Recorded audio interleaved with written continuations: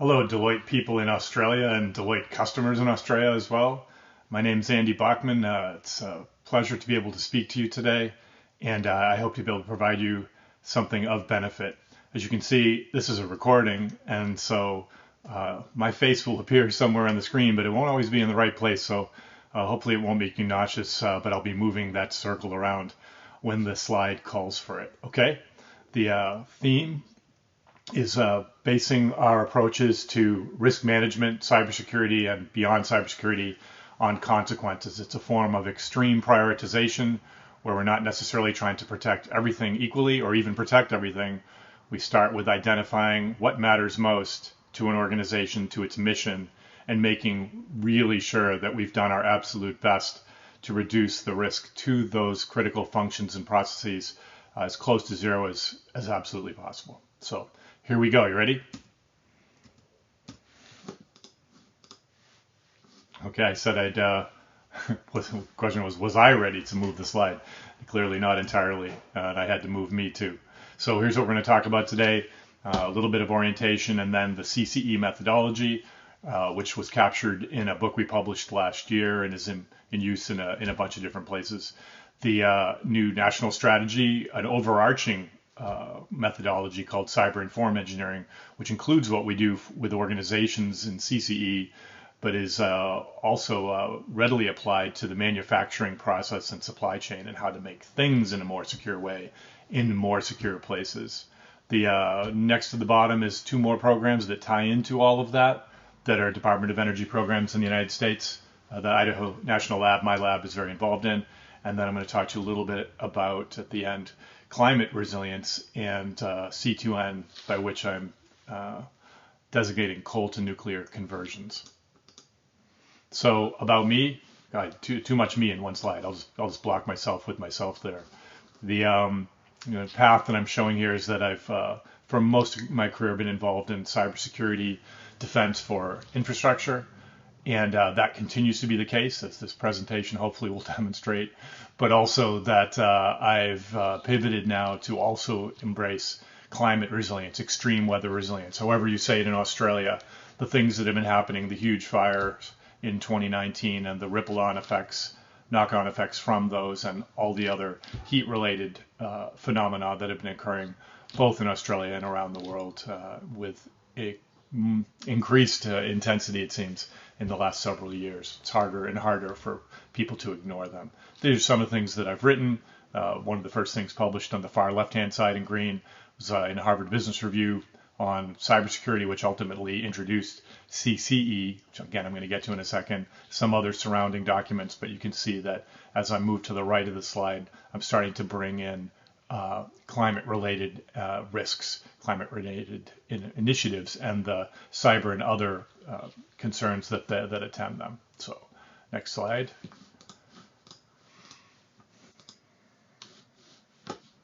Got to move me. Okay, here I'll be another circle among circles. Every briefing I've done in the last several months, I use this graphic. It's got energy in the middle of it, electricity in the middle of it, mainly because I'm in the Department of Energy, and in particular the focus on electricity first among all the other types of energy shows that that's the orientation, but it applies more broadly, as I hope to demonstrate.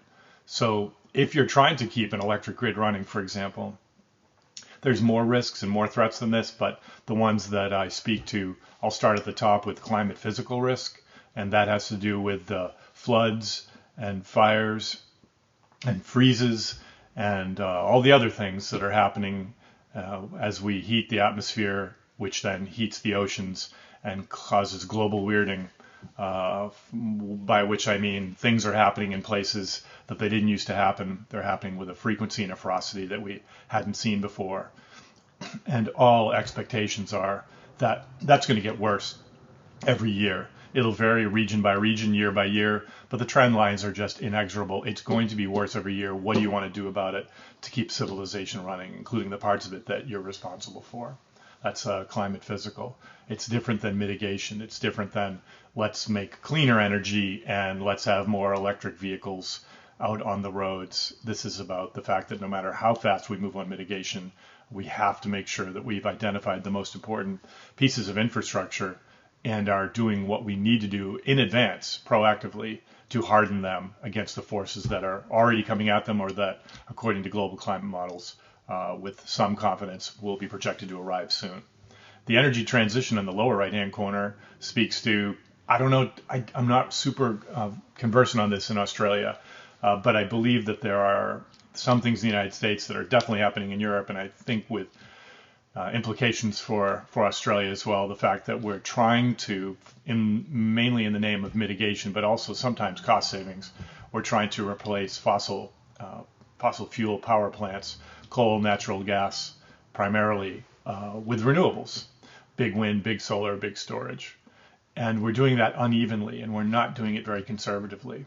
I always would argue that the electric grid is the most critical of all critical infrastructures, and yet you'll see in the headlines in North America that every time it's summer, we're worried the grid's going to fail. And now when it's winter, we're worried that it's going to fail. And in the shoulder seasons, we're not all that confident either. So it just shouldn't be like that. We shouldn't be replacing dispatchable baseload power before we have other forms of dispatchable baseload power. The lab that I work with is known for research, development, and testing of new nuclear designs, advanced nuclear, including small modular and microreactors. You have that as the base, and I'll get to that at the very end. Now you can deploy renewables with confidence that we can't really deploy them with confidence today, at least not in North America. And then cyber, that's been my bread and butter. That's my tribe, where I came from and where I still am. And there are energy transition aspects that exacerbate the cyber problem. Energy transition has you thinking about companies that make pieces of grid equipment that never really were involved in the bulk electric system before, that weren't involved in the mandatory security standards that we have here for the big things. And yet their stuff is starting to form a significant percentage of generation. And they don't have a solid or much of a background in cyber. Not that anybody really does, but perhaps they are even less mature than some of the others. And then also when you think of energy transition as having Internet of Things implications, Internet of Things is, small gizmos, but it could be a car, it could be a smart meter, could be inverters on solar panels on a roof, etc. A million things, actually billions of things. And they all rely on data centers. They all connect to the cloud. Otherwise, they don't have their smartness that's advertised. And so there's a lot of cyber security concerns and risk vectors there to take into account. All three of those together, that means you guys, no matter where you fit in the puzzle, all have some really big jobs, some really difficult jobs. Okay, excuse me. So there's the three circles again, but now I'm trying to say in this graph, I'm trying to show if you were to take care of just one element, like whatever your sector is, and not keep in the front of your brain that the other dependencies, the interdependencies, the other sectors that you depend on for your thing, for your piece of it to run, if they're not also doing a good job in these three areas, particularly cyber and climate physical, getting resilient, then you can't count on your own operation, your own mission being protected. So I often find people are only thinking about their thing. I'm trying to say, please think more broadly and interact with those folks in the other sectors that you have to make sure they're doing as good a job as you need them to. I mentioned the book. Well, sorry about that. I mentioned the book on CCE, and this came out in the early 2020, just on the bow wave of the pandemic. And there's some, in my opinion, there's some really good illustrative examples of how engineering can be applied, engineering thinking, first principles engineering, to solve or at least improve our standing on strategic cybersecurity issues, for which throwing more firewalls at them, throwing more intrusion detection is not a complete answer, especially against top tier adversaries. The circle again. What am I covering up? The system. Okay. So think different is the idea here. That for those people who still, and there are folks that think this way, thinking that cybersecurity is about perimeter defense, about keeping adversaries out of your systems, out of your processes, out of your employees' lives. That's just not happening. It's just not possible. So we at Idaho National Lab take on the mindset of the adversary. Some of my colleagues are from non-defensive cyber backgrounds. They're really good at thinking like the adversary. And note that all of these pathways in people, supply chain vendors, network attacks are all available to the adversary, and they use them all. And there's no way to really, with high confidence, keep adversaries out. So you're better off thinking about what you're going to do when they're in there. Okay? So all of this relies on a concept, and we describe this in the book, of unverified trust. We trust so many other people and so many other systems because we have to. We don't have time to check absolutely everyone, to check every system in the level of detail we need to. As you can see with some of these question marks here, all of these are areas that an adversary can take advantage of, where we just simply don't have the bandwidth to go after all of these things. If this is an echo of the zero trust movement, then you're right for hearing it. But the engineering process, the engineering part of it, is something that takes you in not a completely different direction, but a different direction. And just want to make you aware of that. Back to that point about likelihood, about hoping to keep people out. This is one of my favorite statements by former CIA director Michael Hayden, who says, and it's a little bit of a tough love type thing. We spend tons of money on calculating likelihood, as you see Richard Feynman at the blackboard. We do things like that, trying to figure out what's the chances that one of our enterprises will be successfully attacked in the coming year. Insurance companies try to do this too. What Hayden's point is like, that's a waste of time. You don't get to choose who's going to come after you, and you're probably not that good at precision in these calculations. So they're going to get over it, and now apply some of these things, such as some of the things I'll describe to you, so that you can be in a stronger position. Okay? That's where risk equals likelihood times impact, where likelihood goes to 1, and now your equation just says risk equals impact. Substitute consequence as something very similar, and you've got a formula that says you need to be thinking about bringing engineering into this defense game. You may be familiar with organizations ISA or IEC and the suite of security standards 62443. It's a whole universe of decent security guidance, and it's still evolving. The point of this slide, and I used it for a presentation to them, it was in Europe a few months ago, was that they have one section where they describe different security levels, where you're asking yourself, how secure do we need to be? Is there a way to measure it? And so they call out these 4 or 5 different levels, where level 0s don't do anything. It's probably not a good idea these days. All the way up to level 4, protecting against top-tier cyber adversaries, the absolute best ones. You know these countries of origin of these cyber attacks. And one thing they've shared with me, the 62443 people, we've been involved to a certain extent in what they do, is that they view CCE as one of the only things that an enterprise, that a company can do to give themselves a decent fighting chance, a fairly strong level of confidence that top-tier adversaries will be held at bay. Okay. Okay. Here's the 4 phases. Just so you have a feel for it. I'm not going to walk you through it all. Time doesn't allow it. Your attention may not allow it. If at some point your interest is piqued and you want to have a more in-depth briefing, myself and my colleagues will be glad to give you that. But for today, just let me say, phase 1 is about identifying the things that matter most, things that cannot fail. In a commercial enterprise, we'll say, in an opening round with the senior staff, the CEO, etc., how would you kill your company? What's your main mission, and how could you take it out for days, weeks, or months that would effectively knock you back for good? If we're talking to military mission owners, like we do a lot with CCE, now it's the question is, how do you kill your mission? Military organizations don't exist except for their mission. They have no purpose. So if they can't fulfill their mission with confidence, they might as well not be there. And CCE is designed to help them have confidence that they can perform their primary mission even when targeted by top tier adversaries. Okay, that was a lot for phase one. I'll skip through the rest pretty fast. System of system analysis is looking at the whole ecological landscape of people, processes, things, hardware, software, firmware, contractors, supply chain, everything that you can possibly imagine, because that's the landscape that the adversary will map to create their attacks, to create their hostile effects. And you need to know what it is if you don't already, and most places don't.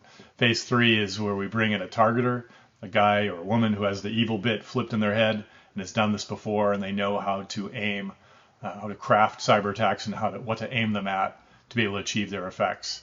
How to build a payload that's ultimately crippling, that cripples the main mission of the target enterprise. Kill chain analysis. Some of you would be familiar with the term kill chain. And then lastly, phase 4. This is really, other than the first phase, and I guess it's the most differentiating thing of CCE, is that instead of immediately, now we know that how we would kill your company in the several various ways. We looked at engineering first to devise ways out of that, and not just going to throw more cyber technology, more money at the problem that way. So we're talking about analog devices. We're talking about putting humans back in the loop, where we removed them before to save money.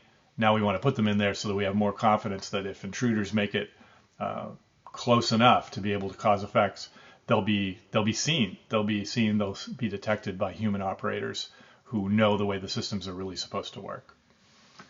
Another publication, this came out recently, where CCE was the beginning of 2020. This is earlier this year, 2022. The Department of Energy, the Secretary of the Department of Energy came out and signed a national cyber strategy for cyber-informed engineering, in other words, CIE. And I'm going to show you a little bit about that now. You know, moving myself around again. I don't know if I should be in the middle. That seems like I'm a little conceited. I think I'm going to put myself up here over to the side so you can really see this thing. All right. So this is CE. This is me skipping sides in the wrong direction. Aha. Yes. Thank you. Sorry about that. So here's a representation of the full engineering lifecycle from the very first concept development. That's your sketch on the napkin. With over wine, beer or something, all the way to getting more formalized through requirements definitions, designing the architecture, designing the system itself, developing it, doing the integration aspects that are necessary, bringing you through T&E, and then now out into the world, transition into operations and maintenance. You see the bracket on the right-hand side suggesting that when we're thinking about operational technology, cybersecurity, risk mitigation, we typically don't enter the picture at all until the thing is fairly fully baked. And that is, as you've heard, not the best approach, right? Bake it in, don't bolt it on. And yet we continue to bolt it on, and with suboptimal success when we do that. Here's what it looks like if it's part of the entire life cycle, where the people that are doing the napkin sketch all the way through to the transitioning to operations and maintenance, and every step in between, they're aware that the thing that they're designing, the thing that they're building, the thing that they're deploying and operating is going to be living in an entirely cyber contested space, that it will always have to be on its best behavior defending against would-be attackers. And there's ways to do that. And I think I'll explain them a little bit in this presentation. Again, the open offer to say, if you want to know more about this, let's say you're in manufacturing, for example, then we'd be happy to share more information with you. And by the way, we're not a company as a national lab in the United States, so we can talk with you and share information and give counsel and give examples. And it's not for money. We're not a business that way. Although we can point you to people that can then help you take these things fuller. The document that was signed, again in the center there, the national CIE strategy, that has 4 pillars to it. I'm just letting you know that this is our plan for this program. Includes all these things. That's awareness, getting the message out to the various places, going deeper and getting it into the STEM programs and universities, particularly engineering schools, across the country and around the world that we're partnering with, developing the body of knowledge. So that's where we're putting real substance into this program that can be used to good effect by folks that participate in it. And hopefully it can help folks that are the clients of folks who participate in this too when they make something. And then the last two pillars are speaking to the fact that there's everything that's built now. To what extent can CIE still help those existing systems, existing assets and functions, etc. And then there's future infrastructure. The idea that, hey, we have a chance to have RFPs and tenders. We can do it right the first time whenever we're thinking about buying or building something new, and really make the process be, as close to perfect as possible, because we don't have to retrofit onto something that already exists. So those are the 5 pillars of CIE. Where to put myself here? All right, see that thing in the middle? Okay, now it's gone. All those circuit boards and devices. These are a couple other programs that are complementary with CIE. It actually leverages them, and I'll just give you a couple words about them. So Citrix, which is spelled out in long form above, that's where we basically do biopsies or autopsies of critical systems and equipment, sometimes down to an extremely granular microscopic level, to say, well, first of all, what is in this thing? Secondly, where did it come from? Sometimes that matters. And thirdly, is there anything intentionally bad, malware-like, or accidentally bad that could cause owners and operators of this particular system, product, technology trouble? And then we report those findings to several different parties. 1, the US government, because we're in it. 2, the supplier, the people that made it and that sourced the various subcomponents. And 3, the owners and operators, the asset owners who buy these things and deploy them and count on them to do a good job, keep their missions and their processes reliable while keeping them secure at the same time. So that's the Citrix program. And as you can see in the bottom part of the slide, it's not just the Department of Energy, it's not just INL, it's multiple national labs and a bunch of other partners too, including the suppliers that participate in it. Then there is Simani. This is really focused, you've heard me mentioning manufacturing before, this is really focused on the manufacturers. And it's based in Texas, it's involving a lot of different players now. Idaho National Lab is one of the labs involved, kind of like with Citrix. But there's more involved here. And the general idea is, how do you design a factory, a manufacturing facility, to be itself more inherently secure? And then how do you, at the same time, how do you make it so that the products that it's building themselves are built, according to that CIE process I unpacked, so that they are built cradle to grave with cybersecurity in mind. And there's a webpage, simani.org, and I urge you to check that out if that is in any way seemingly relevant to your world. I'd be happy to connect you with the right people there. Okay. I promised you a closing, or at least I think I did on the first slide, where I said there'd be a couple other things I'd say at the end, and so that went beyond cyber. So here I am showing you a different way of depicting on the left-hand side CCE in those 4 phases we went through at the beginning, and how I noticed that phase 1, how to identify and protect things that matter most, and phase 4, mitigations and protections using engineering first principles, those could directly apply to cyber resilience for critical infrastructure. So this, if you look over on the right-hand side, look past me, I'll move me, that you can see that what I'm saying is true, just that the phases in between are different, because we're not needing to map in detail the technological and people process things landscape the same way. Our way to understand the playing field here involves incorporating time. The element of time, the global climate models downscaled to a particular part, parcel, region, so we can understand what's coming at our assets and when. And phase 3 is, like I told you on a previous slide, the fact that we can't just protect ourselves. Phase 3 here is looking at the interdependencies. Who else must be doing a good job for our processes and our systems to be okay, our mission to continue. Phase 4 is back to the engineers. What kind of resilience measures, what kind of hardening can we do? Do we need to adapt the function, meaning we can't harden something, the asset harden good enough, so we're going to move it, we're going to have it perform the function somewhere else. And all of that is filtered through cost-benefit analysis. What's our biggest bang for the buck? Hardening or adaptation, resilience measures. And then I didn't mention at the top, but different lenses that could be applied. These could be applied to CCE and CIE too. Just thinking about, depending where you sit, are you thinking about national security, economic security, public health, and the types of things that could that could skew the way you want to go through these steps.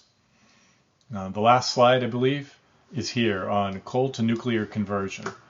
I'm ambivalent, or I came into the labs 8 years ago ambivalent to nuclear power. It seemed really expensive, and it had a lot of drawbacks. And at least in the U.S., we're having really hard time figuring out how to build them on time and on budget, anywhere near budget. So I came in ambivalent. But as I've gotten more climate aware, shall we say, and climate resilience oriented, and always with a focus on grid stability and reliability, thought, we're not managing the energy transition very well. I wonder if there's a way that we can accomplish the mitigation goal of generating power without generating CO2 emissions, methane emissions. And at the same time, it seems like we can't just throw renewables at that and hope that that's okay. We'd like to have renewables. But if you could have a firm dispatchable baseload that's not contributing to global warming, and you would get several other benefits. And that's sort of the case here. I presented this in a number of different places. So I was just describing the grid reliability point, number one. You do get to convert the jobs. So in many cases, if you had a town that had a coal plant and you converted it to a small modular reactor, all those jobs, the case I've seen this case made, all the jobs are kept. Some of them are retrained, some are certified in different ways because it's nuclear energy, and a few more security jobs are added often. But you get job retention, so the tax base, everything stays fairly rosy for that town. That's already in a place that's already been permitted to generate electricity. That's good. Permitting process has been hard. It's already near water in most cases, water for cooling, water for steam generation. You don't need to build new transmission, which is another thing we've been having a hard time doing in the U.S. because we argue about it forever. In this case, the transition's already there. The transmissions already terminates at this site, so you're in good shape. And you have to change some things out in the substations, of course, some of the transformers, but a lot of the job is done for you already. The public perception, according to the Pew Institute, is starting to shift as people are becoming more concerned about climate physical risks. They're becoming more accepting of these new nuclear designs as long as they can be assured that they are safe. So I think there's a strong case to say that is. If you want to dig in more on that, I'd be happy to provide it. And like I said, that last bullet there, carbon-free generation and distributed energy renewables, means that if you had that baseload, the dispatchable baseload, that you could now put tons of wind and tons of solar on top of it with confidence that the grid would be solid. And so this is not something that is a replacement. Advocating for new advanced designs in nuclear is not in opposition to renewables. It's complementary, supportive of our ability to be able to deploy more renewables and know that the grid is going to be safe. The last part in the picture on the right here is in the U.S. in 2029, and the work is already underway. We should see the first coal to nuclear conversion. Kemmerer, Wyoming is a place that's close to the Idaho National Lab. And there's going to be, before that point, there's going to be several demonstration reactors built on the Idaho National Lab site of various sizes to prove out some of these technologies and show that they are as safe and secure as we claim that they're going to be. So I think that is truly it. I apologize for the jumping around sometimes, but who knows, maybe that makes it more realistic, like I was really there talking to you in person and things didn't go perfectly, because at least with me, they never go perfectly, but they're sometimes interesting.